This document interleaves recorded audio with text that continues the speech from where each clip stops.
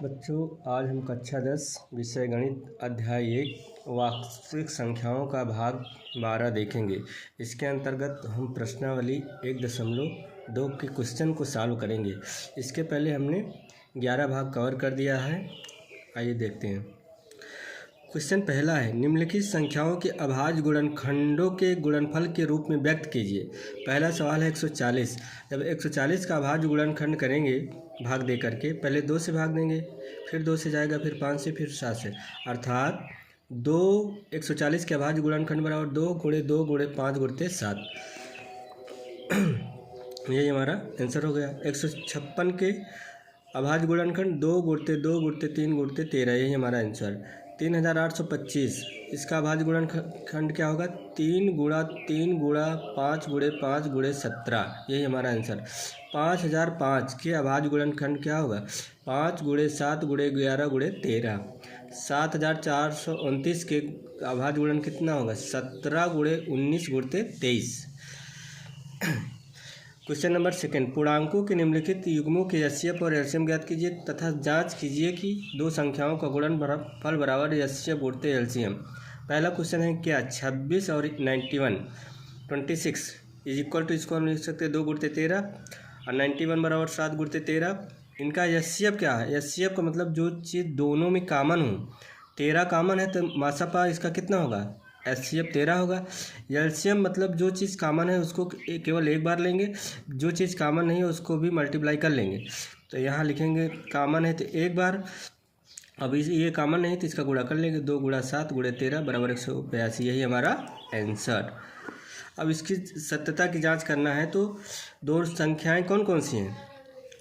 26 और 91। तो 26 और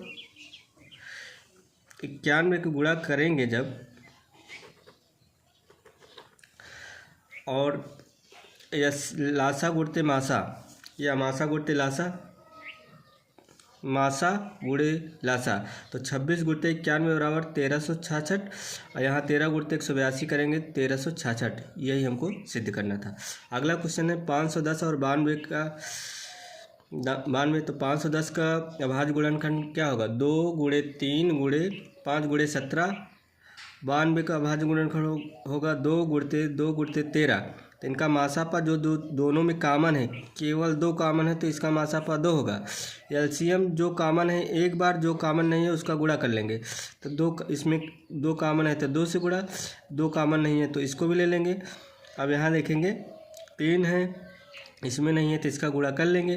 5 इसमें है, इसमें नहीं, इसका भी गुणा कर लेंगे। 17 इसमें है, इसमें नहीं, इसका भी गुणा कर लेंगे। 23 इसमें है, इसमें नहीं है तो इसका भी गुणा कर लेंगे। जब गुणा करेंगे तो 23,460 आएगा। सत्यता की जांच कैसे करेंगे? पहली संख्या गुणते दूसरी संख्या बराबर एचसीएफ गुणते एलसीएम। पहली संख्या 510, दूसरी संख्या 92, एचसीएफ 2 आया है, एलसीएम 23,460 आया है।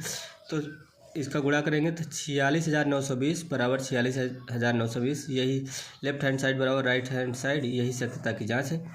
तीसरा पार्ट है 336 और 54। 336 का अभाज्य गुणनखंड क्या होगा? 2 गुणते 2 गुणते 2 गुणते 2 गुणते 3 गुणते 7। 54 का क्या होगा? 2 गुणते 3 गुणते 3 गुणते 3। एचसीएफ दोनों में क्या है? कॉमन 2 है तो ये 2 होगा। 3 दोनों मिल रहा तो 3 होगा, तो 2 तिहाई 6। एलसीएम क्या होगा? जो मिलेगा एक बार, 2 मिल रहा तो एक बार, नहीं मिल रहा तब भी ले लेंगे। ये भी 2 नहीं मिल रहा तब भी लेंगे, ये 2 नहीं मिल रहा तो इसको भी ले लेंगे। अब यहाँ देखिए 3 इसमें तो है, इसमें भी है तो एक बार लिया। 3 इसमें है, इसमें नहीं है तो इसको ले लेंगे। 3 इसमें है, इसमें नहीं है तो इसको लेंगे। 7 इसमें है, इसमें नहीं है तो इसको ले लेंगे। गुणा करेंगे 3024।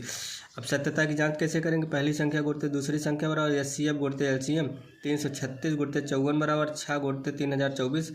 गुणा करेंगे तो 18,144 बराबर 18,144, लेफ्ट हैंड साइड बराबर राइट हैंड साइड।